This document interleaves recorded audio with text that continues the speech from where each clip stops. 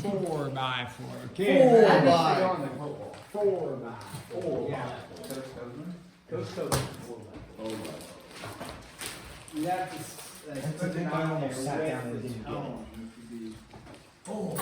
All uppercase with exclamation marks.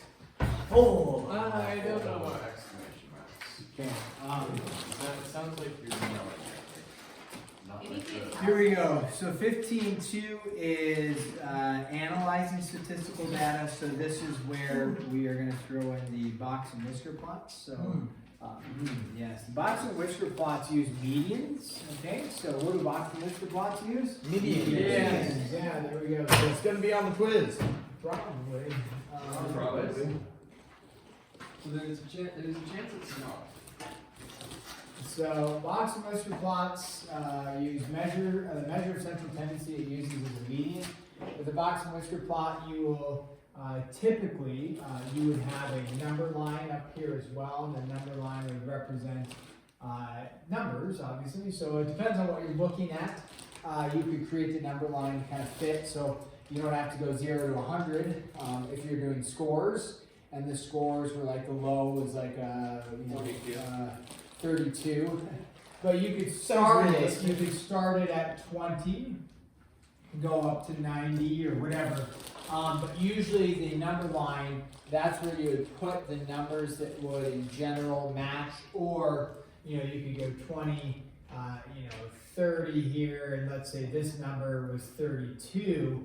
You typically don't write 32 there, just have 30. Now this isn't going to work out real well for us there, but 40, 50, 60, like that, so on and so forth. So, but you'll have a number line that represents, you could, there's not wrong to do, you could, if you were trying to represent exactly that number, you could say, okay, I start at 20, but this is 32, the next slash is going to be at, 51. You could do a number line like that to help you identify the numbers.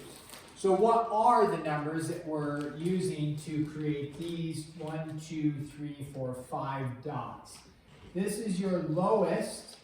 Now it doesn't have to be a test score, but your lowest value or your lowest score. You could be looking at the weights of babies, in which case it's not your lowest score necessarily, it's just the lowest baby weight. Go ahead. I'm not going to say anything. Okay. This And is that your is highest representation of the weight of the Valley Christian math. This is your highest score, okay? So, 81,000 pounds. so lowest and highest is not representative of a median. It's just your lowest score and your highest score. These scores here represent, when we start talking about the medians. So the middle number there is your median, okay? And then this is the first quartile.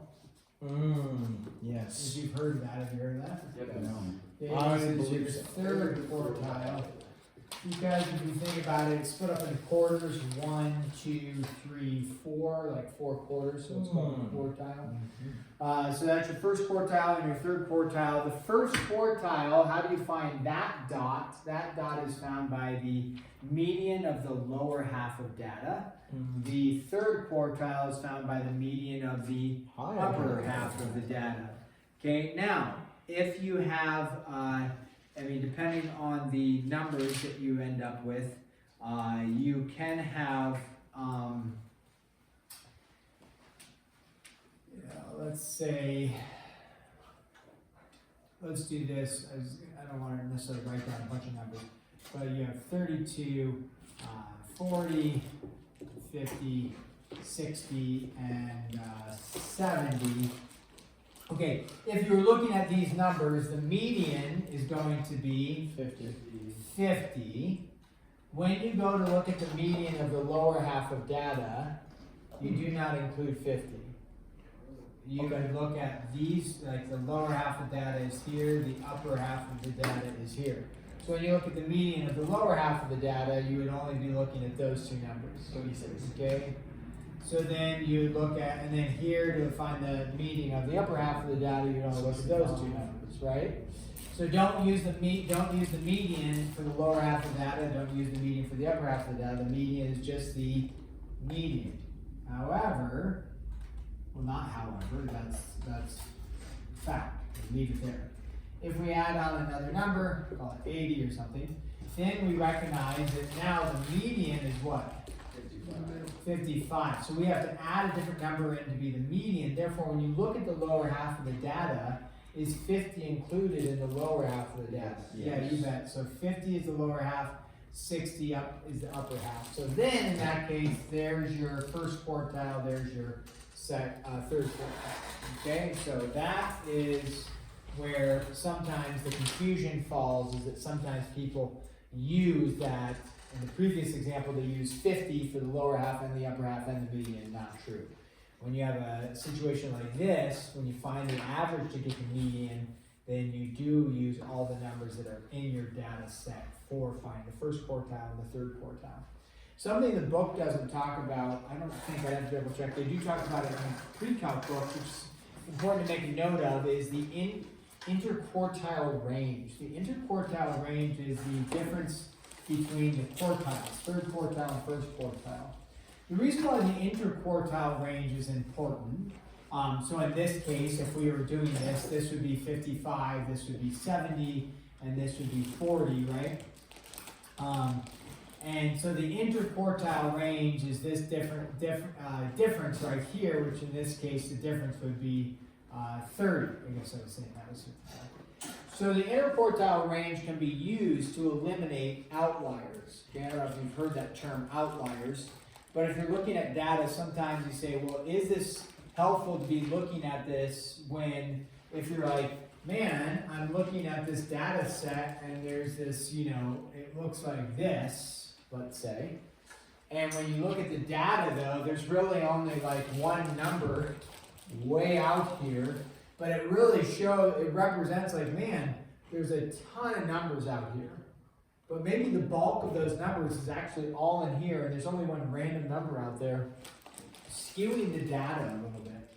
And so when you look at that, it's kind of like if you were to have a class size. It doesn't work great when we talk about classes here at Valley, or sometimes anywhere. But if we were to look here and say, hey, does one person's score in a class of 8 skew the data?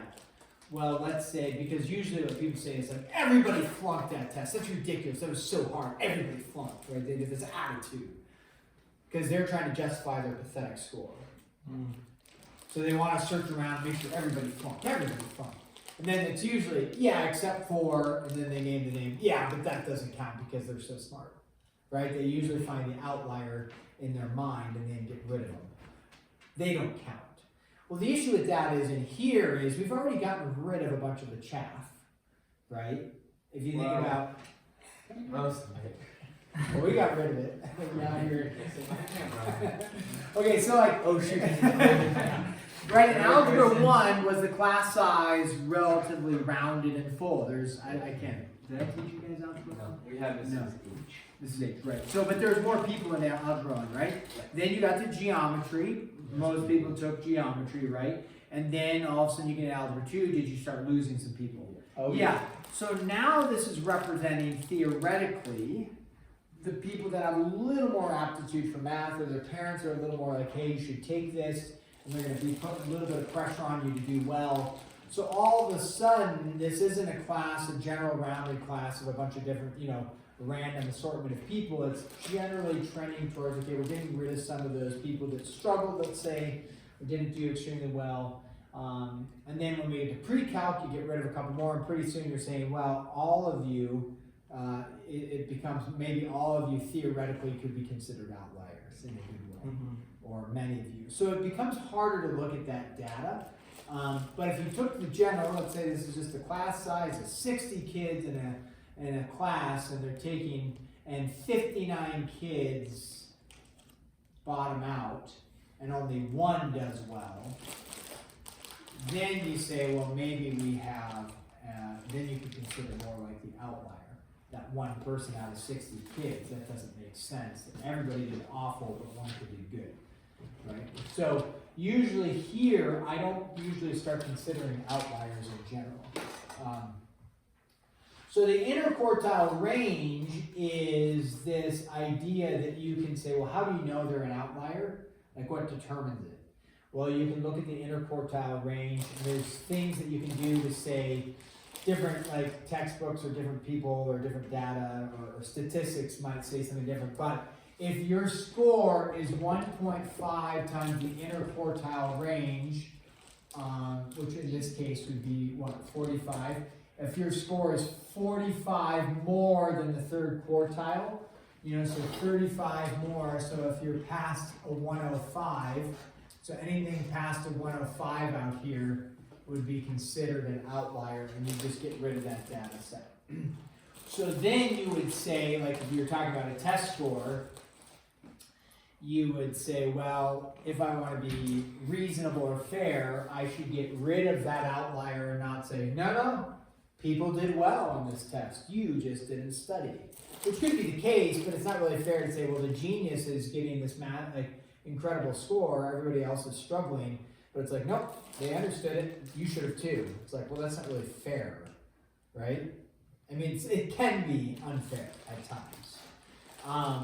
Generally, we don't have many outliers. It's just because that really is saying they're like, you have this some of you may have an aptitude to do well, and other people may struggle, but it's rare that we have this like outlier that's just, getting 105 on every single thing all the time.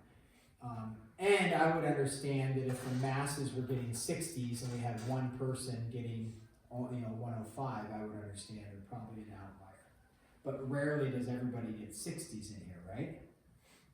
That everybody does. It's usually like, well, a couple people had an off day, but in general, people are doing, kind of meeting a similar type of standard.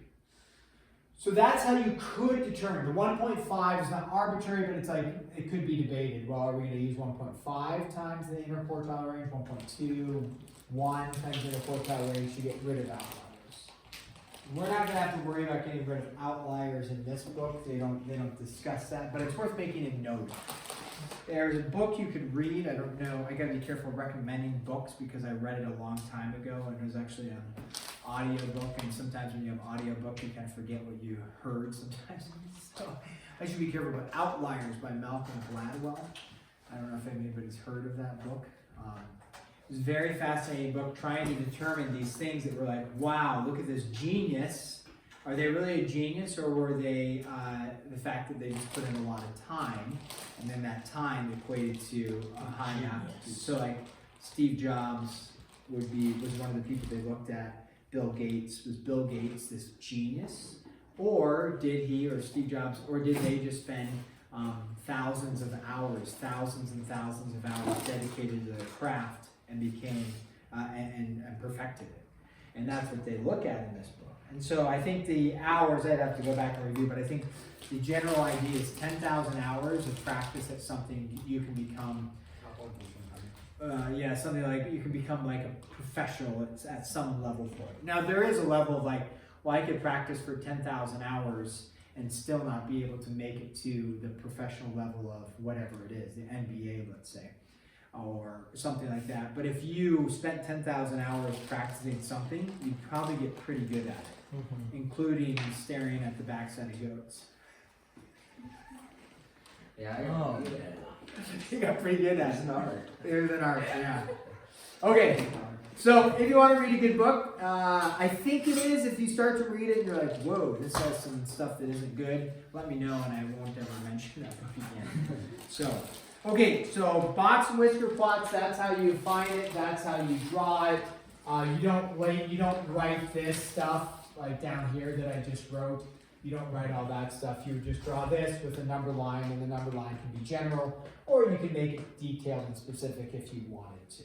Okay, questions on box and whisker plots? Do we understand the box and then these are the whiskers to it? Okay. Wait, what? All right, then there's something called, nice, good toss. Okay, there's something called the variance, and the variance is found. The issue that I don't like, does that mess this up yet? No, this book has some notation I don't like. We'll have to kind of work with it. But the variance, variance is equal to the, you take each individual score, so x of 1 would be a score minus, and I'm going to use different notations for different books. They use capital M. Capital M stands for the mean plus x sub 2 minus capital M squared plus x sub 3 minus capital M squared plus dot dot dot plus x sub n minus capital M squared, all divided by n. Now for our purposes, so it looks kind of complicated, but all it's saying is you take each score, subtract it by the mean, and then you square it. So this value will always end up being positive. Even though your score may be less than the mean, you're going to get a negative here, but you square it so it becomes positive, right? So the variance, really for our purposes, just gets us to the standard deviation. And standard deviation we would describe as the average amount data is away from the mean. Where do you use standard deviation in your high school academics? Besides math tests, in terms of like either getting it correct on a math test or talking about a little bit of math class, where do you use it? Science. Science. Why in science? Probably like solutions and certain habitat stuff like biology and whatnot. Couldn't name the specific examples on Yeah, so in experiments, yeah. So in experiments, the reason is when you run an experiment, is there opportunity for error as you run the experiment? Yeah, you bet. So if you run you run the same experiment 5 different times, do you want your data set to be really close each time? You want your outcome to be really close, right? So if the way to determine if your outcome is within tolerance of being able to use is what your standard deviation is. So the standard deviation of your experiments would represent how far apart are the same experiment over and over, how far apart are those final outcomes of the experiment. And so if your standard deviation is really, really small, it means all of your experiments are really, really close in their outcome, which is good. If your standard deviation is really large, it means your outcomes were way far apart. And is that a good thing in science? No.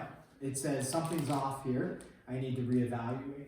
So how do you get your standard deviation? Well, standard deviation is find your variance, and then for the standard deviation, which they call sigma there, I think that's sigma, lower case Greek letter, but they call this, I'll just write standard deviation is equal to the square root of the variance. So when I ask what is standard deviation, don't say square root of the variance. What is it? It's the average amount data is away from the mean. That's what standard deviation is. It's not the square root of the variance, that's how you find it. Right? And then what is the variance? Well, the variance is found by this. And it's just talking about how the scores vary in relationship to the mean. So, okay? So those are the two things, the main things. We have the Boston-Richter plots, and then we have variance, and then we have standard deviation, which is the square root of the variance. But what is standard deviation? Average amount that the data is away from the mean. Yeah, average amount data is away from the mean. Okay? So do the homework on that. If for some reason we didn't do any numerical examples, if it gets confusing, which it may, which I don't know if it would, if it may, we could grade it Thursday. Okay. But if it makes sense, just plow through it and get it done. Homework assignment sheets, I think Jasmine has passed them out. Thank you, Jasmine. Thank you everybody for participating. Yeah.